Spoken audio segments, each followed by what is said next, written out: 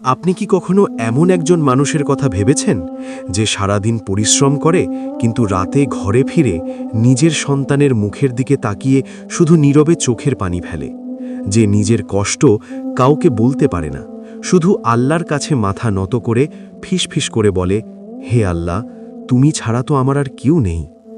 আজকের গল্পটি ঠিক তেমনই এক ছোট ব্যবসায়ীর, যার জীবন কষ্টে ভরা কিন্তু ঈমানে ছিল অটুট। মদিনা শহরের এক কোণে ছোট্ট একটা দোকান ছিল আব্দুল্লাহ নামের এক লোকের। দোকান বলতে একটা পুরনো ছাউনি, কয়েকটা খেজুরের ঝুড়ি আর কিছু সাধারণ জিনিসপত্র। এই দিয়েই তার সংসার চলত। প্রতিদিন সকাল হলে সে দোকান খুলত, মুখে একটুখানি হাসি রাখার চেষ্টা করত, কিন্তু ভেতরে ভেতরে সে ছিল ভাঙা এক মানুষ।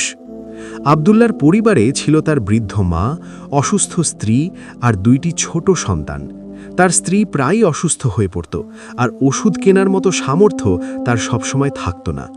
অনেকদিন এমন গেছে সে নিজের জন্য এক টুকরো রুটি না খেয়ে সন্তানদের মুখে তুলে দিয়েছে। একদিন দুপুরবেলা প্রচণ্ড রোদে দোকানে বসেছিল আব্দুল্লাহ। আশেপাশে কোনো ক্রেতা নেই। খেজুরগুলো ধীরে ধীরে শুকিয়ে যাচ্ছে, আর তার চোখে ভেসে উঠছে দুশ্চিন্তার ছাপ। হঠাৎ সে মাথা নিচু করে বলল, হে আল্লাহ, আমি তো চেষ্টা করছি, তুমি কি আমার জন্য কোনো পথ খুলে দিবে না? ঠিক তখনই এক বৃদ্ধ লোক তার দোকানের সামনে এসে দাঁড়ালেন। কাপড় ছিল খুব সাধারণ, চোখে ছিল এক অদ্ভুত শান্তি। তিনি আব্দুল্লাহর দিকে তাকিয়ে বললেন, বাবা, কিছু খেজুর আছে, খুব ক্ষুধা পেয়েছে। আব্দুল্লাহ একটু থমকে গেল। তার কাছে যা খেজুর ছিল সেগুলোই ছিল আজকের একমাত্র ভরসা। যদি এগুলো বিক্রি না হয় তাহলে আজ তার সন্তানদের খাওয়ানোর মতো কিছু থাকবে না। কিন্তু বৃদ্ধের মুখের দিকে তাকিয়ে তার মন নরম হয়ে গেল। সে ধীরে ধীরে ঝুড়ি থেকে কিছু ভালো খেজুর বের করে দিল। তারপর একটু থেমে বলল, চাচা, এগুলো আপনি নিয়ে যান, আপনার কাছ থেকে কোনো দাম লাগবে না। বৃদ্ধ অবাক হয়ে তাকালেন, বললেন, তুমি কি নিশ্চিত? তোমার তো নিজেকেও দরকার। আব্দুল্লাহ হালকা হাসল।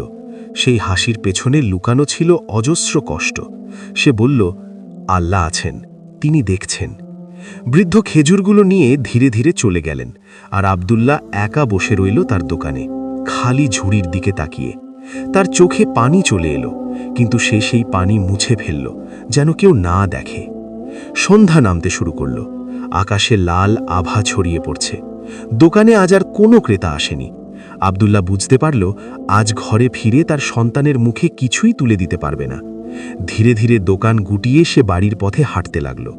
প্রতিটা পদক্ষেপ যেন তার জন্য ভারী হয়ে উঠছিল। মনে হচ্ছিল সে যেন নিজের ব্যর্থতার বোঝা নিয়ে হাঁটছে। বাড়ির দরজার সামনে এসে সে থেমে গেল। ভেতর থেকে তার ছোট সন্তানের কণ্ঠ ভেসে আসছে, আম্মু, আব্বু কি আজ খাবার নিয়ে আসবে? এই প্রশ্নটা যেন তার হৃদয়ে ছুরির মতো বিঁধল। সে দরজার পাশে দাঁড়িয়ে চুপচাপ চোখ বন্ধ করল, আর খুব আস্তে করে বলল, হে আল্লাহ, আজ আমি কি উত্তর দেব আমার সন্তানের প্রশ্নের? দরজার পাশে দাঁড়িয়ে থাকা আব্দুল্লাহ কিছুক্ষণ চোখ বন্ধ করে রইল। তারপর গভীর একটা নিঃশ্বাস নিয়ে ভেতরে ঢুকল। ঘরের ভেতর অন্ধকার প্রায় নেমে এসেছে।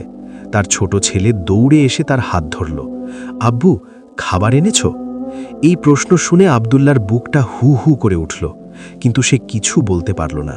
শুধু সন্তানের মাথায় হাত বুলিয়ে মৃদু হাসার চেষ্টা করল। সেই হাসি ছিল খুবই কষ্টের, ভেতরে ভাঙা এক বাবার হাসি। তার স্ত্রী দুর্বল কণ্ঠে জিজ্ঞেস করল, আজ কিছু বিক্রি হয়নি, তাই না? আব্দুল্লাহ মাথা নিচু করে বসে পড়ল। তার চোখ থেকে নীরবে পানি ঝরতে লাগল। সে বলল, একজন ক্ষুধার্ত মানুষ এসেছিল, আমি তাকে খেজুরগুলো দিয়ে দিয়েছি। স্ত্রী কিছুক্ষণ চুপ করে রইল। তারপর খুব আস্তে করে বলল, তুমি ঠিকই করেছ, আল্লাহ আমাদের দেখছেন। এই কথাটা শুনে আব্দুল্লাহ আর নিজেকে সামলাতে পারল না। সে হঠাৎ করে কান্নায় ভেঙে পড়ল। বলল, আমি একজন বাবা হয়েও আজ আমার সন্তানদের জন্য কিছু আনতে পারিনি। আমি কেমন অসহায়। তার ছোট মেয়ে ধীরে ধীরে এসে তার পাশে বসে পড়ল। ছোট্ট হাত দিয়ে বাবার চোখের পানি মুছে দিয়ে বলল, আব্বু, তুমি কাঁদো না, আল্লাহ তো আমাদের আছেন। এই ছোট্ট কথাগুলো যেন আকাশ থেকে নেমে আসা শান্তির মতো ছিল, কিন্তু তবুও তার বুকের ভেতরের কষ্ট কমছিল না। রাত গভীর হতে লাগল।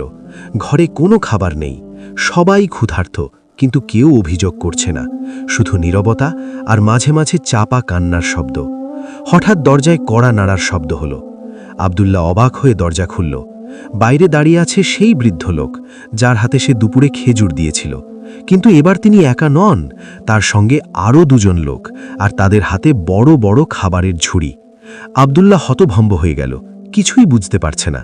বৃদ্ধ মৃদু হেসে বললেন, বাবা, তুমি আজ আমাকে না খেয়ে থাকতে দাওনি। তুমি আল্লাহর উপর ভরসা করেছ, তাই আল্লাহ তোমার জন্য এই ব্যবস্থা করেছেন। এই কথা শুনে আব্দুল্লাহর চোখ দিয়ে অঝরে পানি ঝরতে লাগল।